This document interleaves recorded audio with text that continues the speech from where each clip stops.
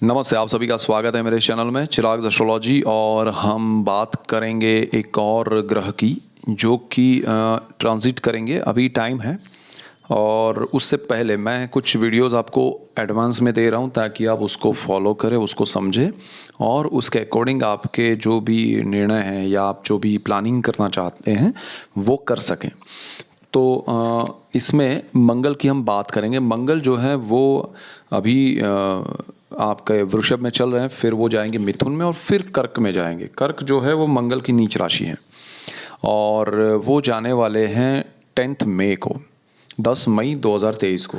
तो अभी मार्च चल रहा है, मार्च के बाद अप्रैल और मई की 10 तारीख को वो ट्रांजिट करेंगे और वो कर्क राशि में जाएंगे। तो आपके पास काफ़ी समय है ताकि उस समय को समझ के प्लानिंग करें। अब मंगल सबके लिए इम्पोर्टेंट इसलिए है क्योंकि मंगल एक तो मेष का मालिक है, मेष यानी एरिस। और किसी को पता नहीं है कुंडली क्या होती है, कुंडली कैसे देखें, कुंडली में ग्रह क्या होते हैं, स्थान क्या होते हैं। मैं हमेशा कहता हूँ, मेरा एक वीडियो है पार्ट 1 देख लीजिए, सिर्फ कुंडली कैसे देखें, तो आपको एक कुंडली का ब्रीफ समझ में आ जाएगा कि ग्रह स्थान क्या होते हैं, राशियाँ क्या होती है। और मैंने शॉर्ट वीडियोस भी बनाए हैं तो वो भी देखते रहिए तो आपको क्लैरिटी हो जाएगी।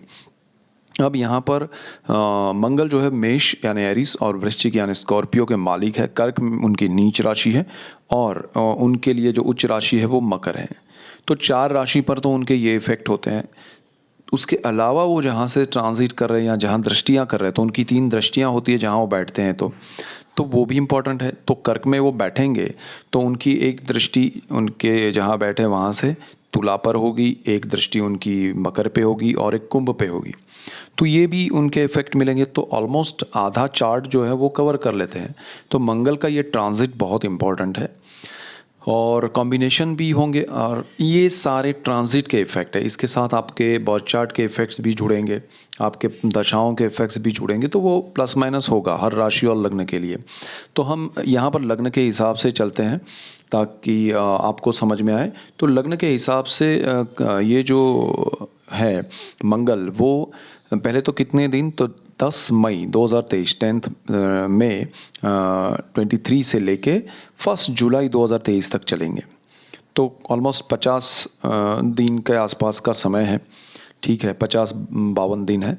और इसमें आप मंगल का इफ़ेक्ट स्ट्रॉन्ग देखेंगे क्योंकि ये बहुत ज़्यादा दिन है और इसमें मंगल को पूरा समय मिल रहा है।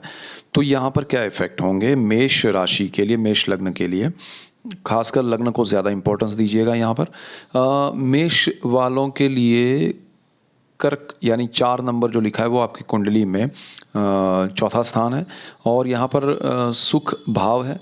मंगल भूमि का और ज़मीन का कारक है। मंगल जो है वो फार्मर्स के लिए बहुत इम्पोर्टेंट है, खेत मज़दूरों के लिए, खेत में काम करने वाले किसानों के लिए। और खेत से या ज़मीन से, दोनों चीज़ें, खेत से जो निकलता है वो और ज़मीन से जो निकलता है वो, दोनों चीज़ों के लिए बहुत इम्पोर्टेंट है मंगल। तो यहाँ पर मंगल आपके जीवन में उन चीज़ों को लेकर कुछ तकलीफ़ लाएगा क्योंकि वो नीच राशि में आ रहा है।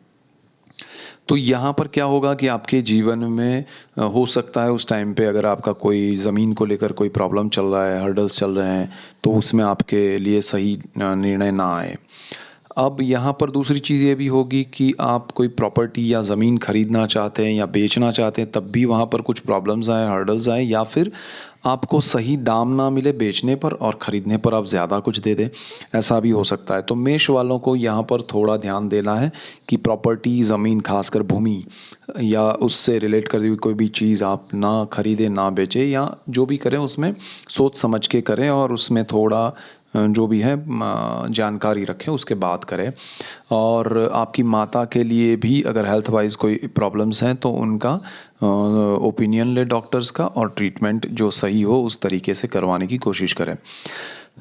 मंगल जो है वो सुख भाव में है तो यहाँ पर ज़मीन, मकान, वाहन, माता सब कुछ है। तो वाहन को खरीदने में या बेचने में भी ध्यान रखिएगा या चलाने में भी थोड़ा केयरफुल रहिएगा। मंगल है बहुत अग्रेशन देता है, पावर है उसमें, इसलिए।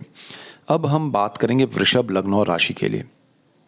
तो वृषभ वालों के लिए लग्न को ज़्यादा इंपॉर्टेंस दीजिएगा। लग्न वालों के लिए 3rd हाउस में ये योग होगा वृषभ वालों के लिए, और 3rd हाउस है वो पब्लिक रिलेशन का है, इंटरेक्शन का है। तो जो लोग एचआर के फील्ड में हैं, जो लोग पब्लिक फिगर है, जो लोग पॉलिटिक्स में हैं, जो लोग मीडिया में हैं, एंटरटेनमेंट इंडस्ट्री में हैं, जो लोग स्पोर्ट्स में हैं, उन लोगों को बहुत ध्यान देना पड़ेगा और उनके लिए ये समय थोड़ा कम अच्छा है।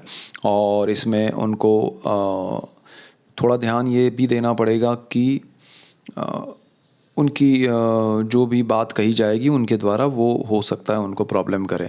दूसरा, उनको ज़्यादा बड़े, ये साहस का पराक्रम का भाव भी है, किसी को भी वृषभ वालों को बड़ा साहस नहीं करना चाहिए। बड़ा कोई इन्वेस्टमेंट या बड़ा कुछ करने से पहले राय लेनी चाहिए, सोचना चाहिए। अपनी कुंडली जो है उसमें पर्सनल चार्ट में ग्रह कैसे, देखिए मंगल तो आपके लिए सही नहीं है उस टाइम पे, लेकिन आपके पर्सनल चार्ट के ग्रह भी सही नहीं रहे, दशाएं भी सही नहीं रही, तो आपको ज़्यादा झटका लगेगा।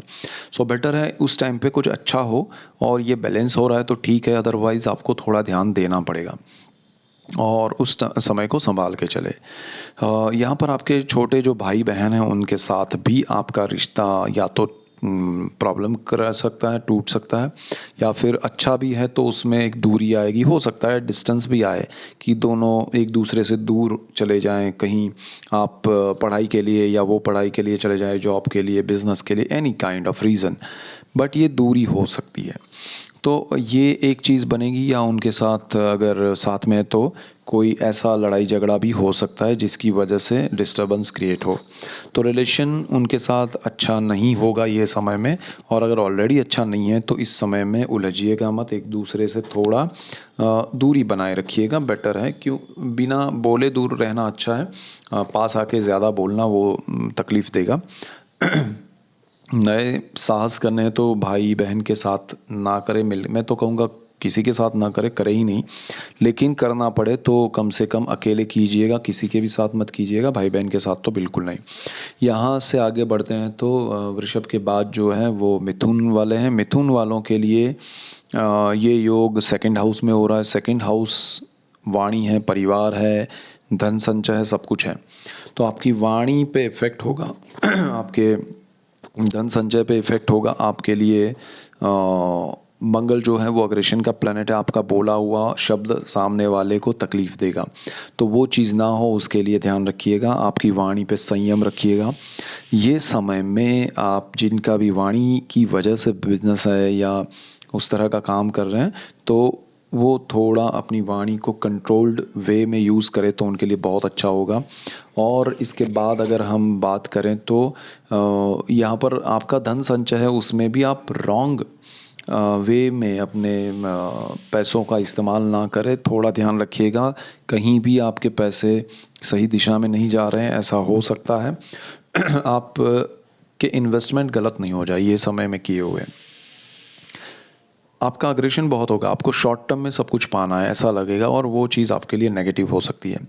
और ये कुल मिला के मैं बता रहा हूँ, मंगल की दृष्टियाँ, मंगल का स्थान, सब कुछ, और आपके लिए परिवार का सपोर्ट शायद नहीं मिलेगा। यहाँ पर परिवार आपसे दूर हो सकता है, इवन आप परिवार से दूर हो सकते हैं। तो थोड़ा ये भी एक ध्यान रखिएगा कि ये चीज़ आपके लिए कहीं ना कहीं इमोशनल वे में ज़्यादा इफ़ेक्ट करेगा, और वो मेंटल इफ़ेक्ट भी करेगा।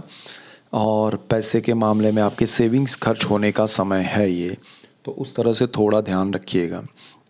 यहाँ से आगे बढ़ते हैं तो मंगल जो है वो कर्क लग्न और राशि के लिए कैसा रहेगा। तो कर्क लग्न और राशि के लिए उन्हीं के स्थान में ये हो रहा योग, और कर्क में ही मंगल आएगा तो वो नीच राशि में होगा, आपके लग्न में होगा। तो और आपके लिए कर्मस्थान का मालिक मंगल है, आपके लिए थर्ड, आपके लिए बहुत इम्पोर्टेंट है मंगल, क्योंकि आपको ज़्यादा तकलीफ़ मिलेगी, क्योंकि मंगल आपके लग्न स्थान में होगा। मेंटल स्ट्रेस पड़ेगा आपको जिनका सपोर्ट लग रहा है वो शायद आपसे दूर हो जाए, ऐसा भी होगा। तो मंगल जो है वो आपको ज़्यादातर मेंटल स्ट्रेस देगा। मेंटल स्ट्रेस इसलिए होगा क्योंकि आपकी सोचने की स्पीड के हिसाब से काम नहीं होगा, आपका अग्रेशन ज़्यादा होगा, आपके बिहेवियर में अग्रेशन होगा, वो चीज़ आपको थोड़ा फ्रस्ट्रेट करेगी। और वही चीज़, क्योंकि आप जो चाहते हैं वो सामने वाले से मिल नहीं रहा है, आप जो स्पीड में, फॉर एग्जांपल आप चाहते हैं कि 10 लोग हैं आपके अंडर में और वो काम करे स्पीड में, तो वो काम नहीं हो रहा है, तो आप फ्रस्ट्रेट होंगे, गुस्सा होंगे, तो रिलेशन ख़राब होंगे, काम ख़राब होगा। ये सारी चीज़ें ना हो उसके लिए मन को शांत रखने के उपाय कीजिएगा, वो ज़्यादा ज़रूरी है कर्क वालों के लिए। कर्क के लिए इम्पॉर्टेंट है कि वो बहुत ही शांत मन से आगे बढ़े और उनको गणेश जी की पूजा करनी चाहिए, आराधना करनी चाहिए और गणपति के आशीर्वाद लेने चाहिए। और आपके लिए दूसरी चीज़ ये भी है कि यहाँ पर ये जो स्थान है वो आपके निर्णय को गलत ठहरा सकते हैं। आपके जीवन में जो भी इम्पोर्टेंट आपने निर्णय लिए हैं वो रॉन्ग साबित हो सकते हैं और वही चीज़ आपको फिर आगे चल के तकलीफ़ दे सकती है। सो ये ध्यान रखना है। 50 से 52 दिन का समय है और ये बहुत इम्पोर्टेंट है आपके लिए। यहाँ से आगे हम बात करेंगे सिंह लग्न और राशि के लिए। तो सिंह लग्न और राशि के लिए 12th हाउस में होगा ये योग। 12th हाउस व्यय भाव है, खर्च का है, मोक्ष का है, आपके विदेश का है। तो यहाँ पर इन सारी चीज़ों पे इफ़ेक्ट पड़ेगा आपके लिए। वहाँ पर जाना आना मुश्किल हो सकता है। अगर आप विदेश में हैं तो वहाँ आपको थोड़े प्रॉब्लम्स आ सकते हैं। आपके करीबी लोग आपको स्ट्रेस दे सकते हैं। आपके डॉक्यूमेंट्स आपको प्रॉब्लम कर सकते हैं, यानी कि उसमें कुछ भी कमी। आपका पैसा कहीं विदेश में है तो अटक जाएगा। विदेश से कोई पैसा आपको आना है तो वो रुक सकता है, या आपने कहीं इन्वेस्ट किया है वहाँ पर तो वो इन्वेस्टमेंट लॉन्ग टर्म के लिए स्टक हो जाएगा, रुक जाएगा। आपके कोई फैमिली मेम्बर्स हैं वहाँ पर तो उस समय में शायद वो आपसे मिलना चाहते हैं या आप उनसे मिलना चाहते हैं, वो शायद ना हो पाए। और ये समय थोड़ा तकलीफ़ देगा विदेश के मामले को लेकर। खर्च आपका बहुत बढ़ने वाला है, खर्च में आपको ध्यान देना पड़ेगा। आपके सेविंग्स, आपके खर्च जो हैं वो अनकंट्रोल्ड होंगे। आप गुस्से में आके बहुत खर्च करेंगे, आप किसी को दिखाने के लिए बहुत खर्च करेंगे और ये चीज़ आपके लिए बहुत नेगेटिव है। इसका ज़रा ध्यान रखें और मन शांत रखें, सही गलत क्या है, और थोड़ा समय को निकालिएगा तो बेटर रहेगा। और आपके लिए ये होगा कि आप को ज़्यादा स्ट्रेस मिलेगा। आपको लगेगा कि जो भी हो रहा है मेरे साथ ही हो रहा है, रॉन्ग हो रहा है, क्यों हो रहा है। तो सिंह वालों के लिए थोड़ा स्ट्रेसफुल टाइम है, थोड़ा ध्यान रख के निकालिएगा। अब देखिए, मैं दूसरे भी वीडियोस बना रहा हूँ दूसरे ग्रहों के इफ़ेक्ट, तो प्लस माइनस होता जाएगा। ये सिर्फ मंगल का नीच राशि में जाना उसके इफ़ेक्ट हैं। तो यहाँ पर हम सिंह तक बात करते हैं, बाकी सब राशि और लग्न के लिए नेक्स्ट वीडियो में बात करेंगे। That's it for today. Keep watching Chirag's astrology. Thank you for watching. God bless you and good bye. Thank you.